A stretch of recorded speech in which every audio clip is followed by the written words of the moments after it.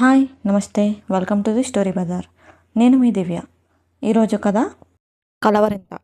రచయిత చంద్రశేఖర్. మరి ఆలస్యం చేయకుండా కథలోకి వెళ్ళిపోదామా? అది పౌర్ణమికి ఒకరోజు ముందు రాత్రి. ఊరంతా చంద్రుని వెలుగు నిండగా వీధులు నిర్మానుష్యంగా ఉన్నాయి.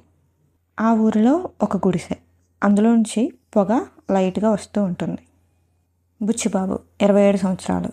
భుజాన 8 అడుగుల బానకర్ర వేసుకుని మల్లెపూల చల్లగాలి మంట రేపే సంధ్య వేళలో ఎలా ఈ వేళ కోరుకున్న గోరింకను చేరేదెలా రామచిలుక ఎలా అదెలా అంటూ పాట పాడుకుంటూ తోటదారి గుండా నడుచుకుంటూ బుచ్చిబాబు తన గుడిసె చేరుకుంటాడు. దూరంగా బోనఫైర్ లాంటి మంటలు మండుతుంటాయి. గుడిసెకి కొంచెం దూరంలో ఒక నీళ్ల గోళం ఉంటుంది. అదే గుడిసె మీదకి పాకి ఉన్న మల్లె తీగలు, ఆకాశంలోని చందమామ ప్రతిబింబాలు గోళం నీళ్లలో కనబడతాయి. లాంతరు ఒకటి మామిడి చెట్టుకు వేలాడుతూ ఉంటుంది. మామిడి చెట్టుకు 2 మామిడికాయలు కాసి ఉంటాయి. ఇవన్నీ మనసుకు ఆహ్లాదం కలిగించేలా ఉంది ఆ దృశ్యం.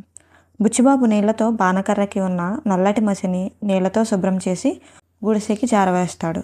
ముఖం చేతులు కడుక్కొని తలకు చుట్టుకున్న తలపాగా తీసి తుడుచుకుంటూ గుడిసె లోపలికి వెళ్తాడు. ఆరిపోయిన కట్టెల పొయ్య నుండి పొగ స్లోగా గుడిసె పైభాగం గుండా బయటకు పోతుంటుంది. గౌరీ 23 ఏళ్ళు, బుచ్చిబాబు వైఫ్. నీలం రంగు చీరలో తెల్లటి పక్క మీద వయ్యారంగా మత్తుగా నిద్రపోతుంది. కిటికీ నుండి వచ్చే వెన్నెల కాంతి చీర వంటని కవర్ చేయగా మిగిలిన చేతులు, నడుము, పాదాల మీద కాంతి పడి అవి ఇంకొంచెం కాంతివంతంగా కనిపిస్తాయి. ఆ గుడిసెలో గౌరీ, బుచ్చిబాబులతో పాటు 2 చిన్న జంట పక్షులు కూడా గూడు పెట్టుకుంటాయి. అవి అటు ఇటు తిరుగుతూ సౌండ్స్ చేస్తూ ఉంటాయి. గౌరికి నిద్రలో కలవరించడం అలవాటు. రోజు తను చెప్పే చిన్ని అబద్ధాలు, సరదా పనులు రాత్రి నిద్రలో కలవట్ల రూపంలో బయటకు చెప్పేస్తుంది. ఆ విషయం తెలిసి బుచ్చిబాబు రోజు తన కలవట్లు వింటూ ఉంటాడు. బుచ్చిబాబు ఒక క్షణం పాటు నిద్రపోతున్న గౌరి కేసి చూసి చిరునవ్వుతో మెల్లగా తన పక్కన పడుకొని నడుం మీద చేయి వేస్తాడు. పురాతన brass gramophone music recorder player నల్ల చక్రం మీద పిన్ని పెట్టినట్టు తను ఏమి మాట్లాడుతుంది అని నిశితంగా వింటూ ఉంటాడు. గాఢ నిద్రలో ఉన్న గౌరీ కొంచెం అటు ఇటు తిరుగుతుంది. గౌరీ నిద్రమత్తులో హస్కీ వాయిస్తో కలవరింతలు మొదలు పెడుతుంది. పిచ్చి బావ, పాకచూరులో ఉన్న 20 రూపాయలు పోయాయని తెగ వెతికేసుకుని బుర్ర కూకేసుకున్నాడు. నిన్ననే కాశీకి పోయే స్వాములకి దానం ఇచ్చేశా. భలే ముచ్చటేసింది బావ వెతుక్కోవడం చూస్తే. బుచ్చిబాబు, అమ్మదినమ్మ, 20 రూపాయలు నువ్వు కొట్టేశావా? నేను పాక సూరంతా పిచ్చోడ్లా వెతుక్కున్నా కదే, రేపు చెప్తా నీ పని. గౌరీ కలవరింతలు కొనసాగిస్తూ, మా బావ బంగారం, నేనంటే పిచ్చాడికి.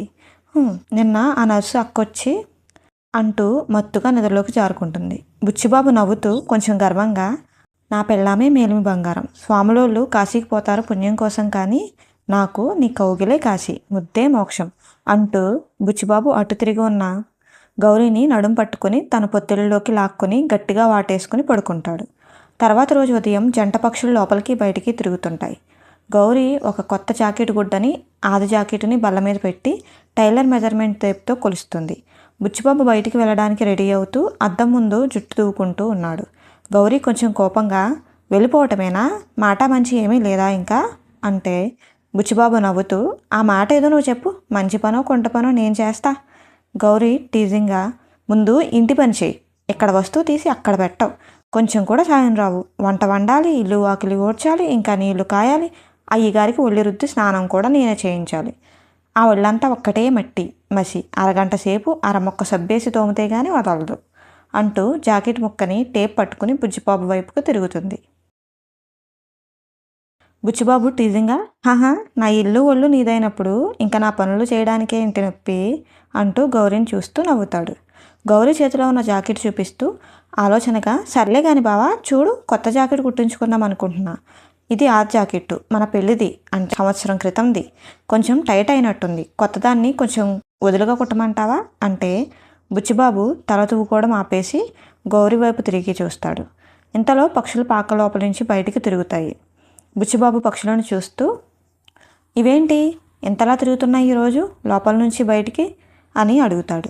గౌరీ అయోమయంగా, ఏమో బావా, రోజు బాగానే ఉండేవి, సర్లే కానీ జాకెట్ గురించి చెప్పు అంటే బుచ్చిబాబు నవ్వుతూ, కొత్త జాకెటేనా, కుట్టించుకో బంగారం, సైజు 2-3 ఇంచులు ఎక్కువే పెట్టించుకో, రేపో మాపో తెల్ల అయితే సరిపోతుంది అంటే సిగ్గుతో నవ్వుతుంది గౌరీ. బుచ్చిబాబు మెత్తటి గుడ్డ ముక్కని 2 అడుగుల సర్వికర్రని రెడీ చేసుకుని బయటికి బయలుదేరడానికి సిద్ధమవుతాడు. గౌరీ గోముగా, వెళ్ళిపోతున్నావా? ఈ మధ్య నాతో సరిగా ఉండటం లేదు.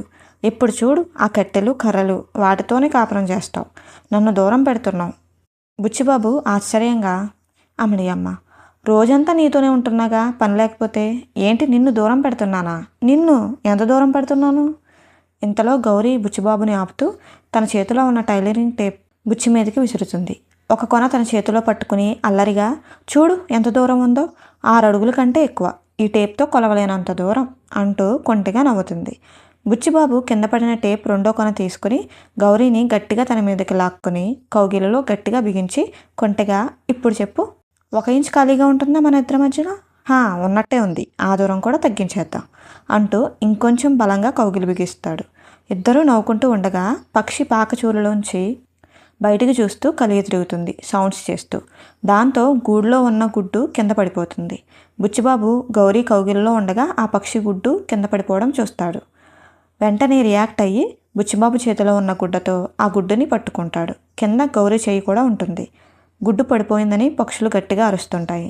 గౌరీ కంగారు పడుతూ, ఓరి దేవుడా, కొంచెం ఉంటే కింద పడి పగిలిపోయేది. భలే పట్టావు బావా, మా బుచ్చిబాబు హీరో అని అతని నుదుటి మీద ముద్దు పెట్టి దిష్టి తీస్తుంది.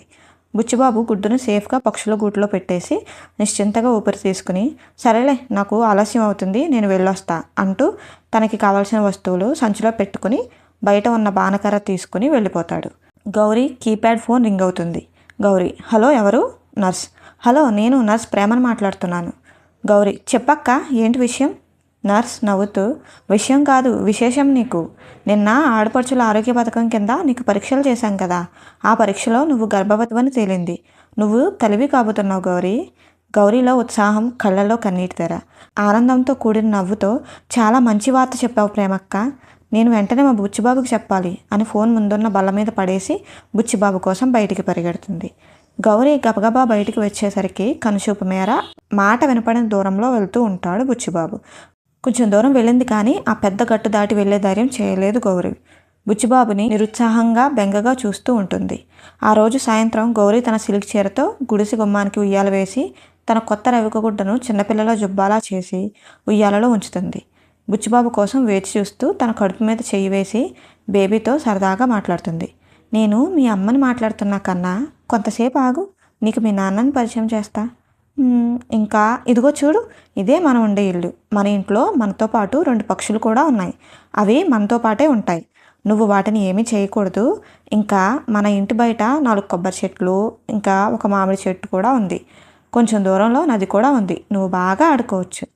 నువ్వు ఎప్పుడు మన గుడిసె వెనక వైపున గట్టు దాటి మాత్రం వెళ్ళకూడదు, సరేనా అని మాట్లాడుతూ ఉండగా బుచ్చిబాబు కంగారుగా వస్తాడు ఏదో వెతుక్కుంటూ. గౌరీ బుచ్చిబాబు రాకని గమనించి సిగ్గుపడుతూ నవ్వుతూ ఆశగా తను ఏర్పాటు చేసిన సర్ప్రైజ్ కనిపెడతాడని గమనిస్తుంటుంది. కానీ బుచ్చిబాబు ఏమీ గమనించకుండా గుమ్మానికి ఉన్న ఉయ్యాలని పక్కకి తోస్తూ గబగబా లోపలికి వెళ్తాడు. గౌరీ ముఖంలో కొంచెం నిరాశ, నిట్టూర్పు. బుచ్చిబాబు మాత్రం గౌరీని చూడడు. ఆ పక్కకి ఈ పక్కకి చూస్తూ ఏదో వెతుకుతూ ఉంటాడు. బుచ్చిబాబు హడావిడిగా, ఏంటి చీర ఎక్కడ ఆరేసావు? ఎక్కడ పెట్టావు కిరోసిన్ డబ్బా? దొరికింది అంటూ డబ్బా తీసుకుని గబగబా బయటికి వెళ్తుంటే గౌరీ బుచ్చిబాబుని ఆపి కొంచెం టెన్షన్గా, బావా నీకు విషయం చెప్పాలి అంటూ బుచ్చిబాబుకి నవ్వుతూ అడ్డుపడుతుంది.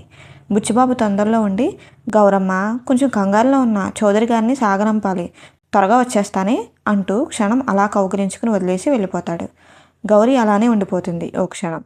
వెళ్ళిపోతున్న బుచ్చిబాబుని చూస్తూ కొంచెం డిసప్పాయింట్ అయినా తిరిగి చిరునవ్వు చిందిస్తుంది.